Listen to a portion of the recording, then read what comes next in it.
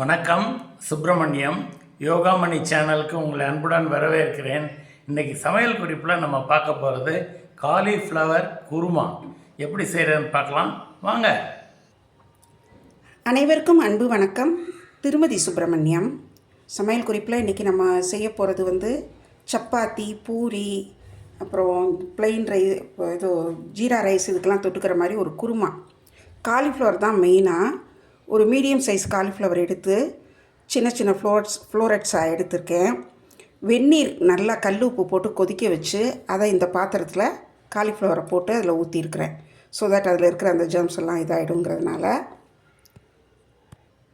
இது தவிர இன்றைக்கி என்னோடய சாய்ஸ் காய்கறிகள் இதில் ஆட் பண்ணுறது கொஞ்சம் பீன்ஸ், கேரட், ஒரு குடமிளகா, ஒரு முள்ளங்கி, சக்கரவள்ளி கிழங்கு 1 இதுதான் எடுத்து வச்சுருக்கிறேன்.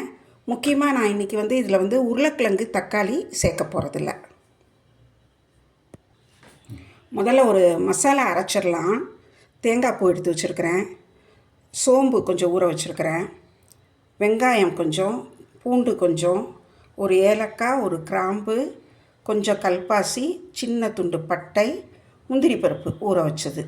இது எல்லாத்தையும் சேர்த்து பேஸ்ட்டாக அரைக்க போகிறேன். இதில் இன்னும் மிளகாப்பொடி, கொஞ்சம் மல்லித்தூள், மஞ்சப்பொடியெல்லாம் சேர்க்க போகிறேன். இஞ்சி, பூண்டு, வெங்காயம், கிராம்பு, ஏலக்காய், பட்டை, ஒரு சின்ன துண்டு கல்பாசி, அதுக்கப்புறம் ஊற வச்ச முந்திரி பருப்பு, தேங்காய் இதெல்லாம் சேர்த்து அரைச்சிருக்கேன். இப்போ இதோட கொஞ்சம் மிளகாத்தூள், மஞ்சத்தூள், மல்லித்தூள் சேர்க்குறேன். வாசனைக்கு ஒரே ஒரு பச்சை மிளகாய், இதுக்கு தேவையான கல் உப்பு இதையும் சேர்த்து அரைச்சிட்டு வந்துடுறேன். அடுப்பில் ஒரு பேன் வச்சு எண்ணெய் ஊற்றிருக்கிறேன். எண்ணெய் காஞ்சிருச்சு.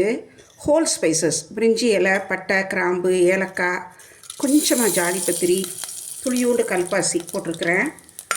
இது கொஞ்சம் பொரியட்டும். பொரிஞ்ச உடனே வெங்காயத்தை போட்டுடலாம். வெங்காயம் ஒரு 1/2 கப் அளவு நறுக்கி வச்சுருந்தேன். புதினா, கொத்தமல்லி, நறுக்கி வச்சுருக்கிற காய்கள் எல்லாத்தையும் போட்டுடலாம். குடமிளகா, பீன்ஸ், கேரட், முள்ளங்கி, மெயினான காய் காலிஃப்ளவர். இதையும் அரைச்சி வச்ச மசாலாவையும் இதில் ஊற்றிடுறேன். இதுக்கு தேவையான அளவு தண்ணி ஊற்றிடலாம். எல்லாம் நல்லா கலந்து விட்டுட்டேன். காலிஃப்ளவர் தான் மெயினாக. அது தவிர நீங்கள் மற்ற காய்கறிகள் உங்கள் விருப்பம்தான். பட்டாணி, கேரட் இருந்துச்சுன்னா ரொம்ப நல்லது. இன்றைக்கி பட்டாணி அவைலபிளாக இல்லாததுனால நான் போடலை. இப்போ குக்கரை மூடி வெயிட் போட்டுறேன். இது ஒரு நல்லா எல்லாமே சாஃப்டாக வேகிற அளவுக்கு விசில் வரட்டும்.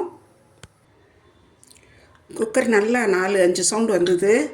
ப்ரெஷர் எல்லாம் நல்லா அடங்கிடுச்சு. இப்போ ஓப்பன் பண்ணி பார்க்கலாம். கிண்டி விட்டு பார்க்கலாம் நல்லா வெந்திருக்குதான்ட்டு. இங்கே கிடைக்கிற மிளகாத்தூள் கொஞ்சம் காரமாக இருக்கும். நான் அதனால் கொஞ்சம் அளவாக போட்டிருக்கிறேன். நீங்கள் உங்கள் மிளகாத்தூளுக்கு தகுந்த மாதிரி காரம் சேர்த்துக்கோங்க. இது பார்க்கலாமா நல்லா வெந்திருக்கான்ட்டு. நல்லாவே வெந்திருக்குது. நல்லா கிளறி விட்டுட்டு கொஞ்சம் க்ரீம் இருக்குது, அதையும் சேர்த்து ஆட் பண்ணி பரிமாறிடலாம்.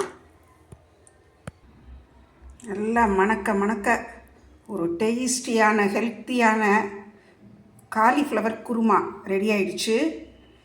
நான் சொன்ன மாதிரி இதில் உருளைக்கிழங்கு, தக்காளி சேர்க்கலை. பட் டேஸ்ட்டில் எந்த குறையும் இல்லை. நல்ல ஃப்ளேவர்ஃபுல்லாக டேஸ்டியாக இருக்குது. பட்டாணி இருந்துச்சுன்னா பட்டாணி செய்யுங்க, ரொம்ப நல்லாயிருக்கும். மற்ற காய்கறிகள் நம்மளோட இஷ்டம்தான், நம்ம சாய்ஸ் தான்.